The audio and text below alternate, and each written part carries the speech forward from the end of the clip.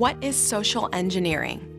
It may sound like a university course or a career option, but in the world of information security, it's a common attack method used by cyber attackers. Social engineering is the practice of deception. It's someone trying to manipulate you to get what they want. There's nothing technical about it.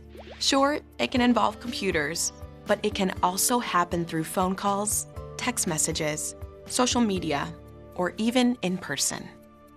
Let's say you get an urgent message from your bank. Your account has expired and is about to be locked, so you have to update your account information. You call the number in the message, and an automated system asks you to answer some questions to prove your identity. Pretty straightforward, right? Unfortunately, the message wasn't really from your bank. The system was set up by criminals to record your information, such as your address, phone number, birth date, credit card information, or bank numbers. By you sharing that information, cyber criminals can now steal your money or even your identity. That's a pretty common trick because it's so simple and effective. But social engineering attacks can also be more complex.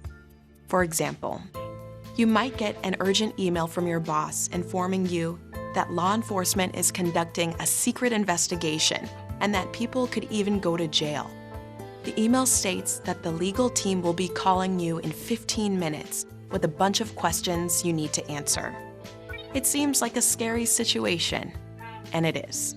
However, that email was never really sent by your boss, and that phone call was not from the head of legal. Instead, the email was sent by cyber attackers pretending to be your boss.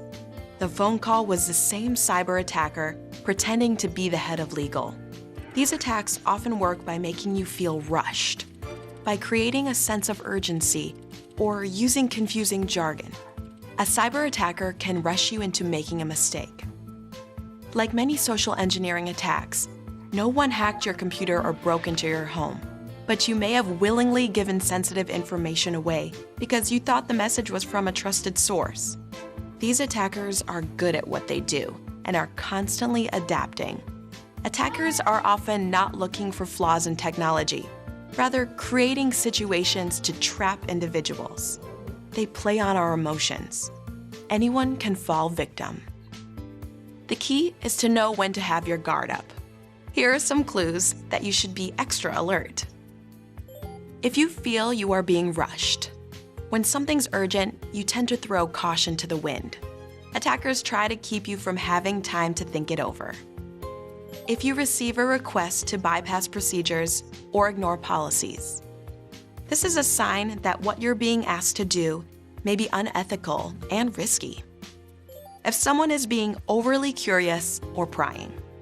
If someone asks for information they shouldn't have access to, or their questions make you uneasy, it's time to be suspicious.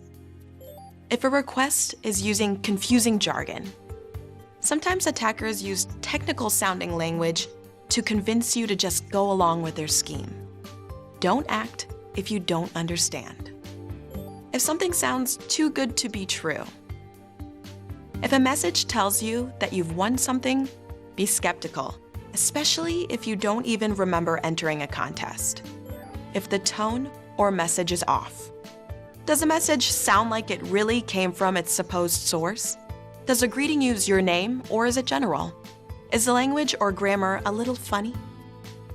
Always remember, in the information age, information is currency. You wouldn't hand over money without thinking twice, so be careful when someone asks you to give away information. If you ever suspect that you might be in the middle of a social engineering attack, stop all communication with the potential attacker immediately and contact the information security team.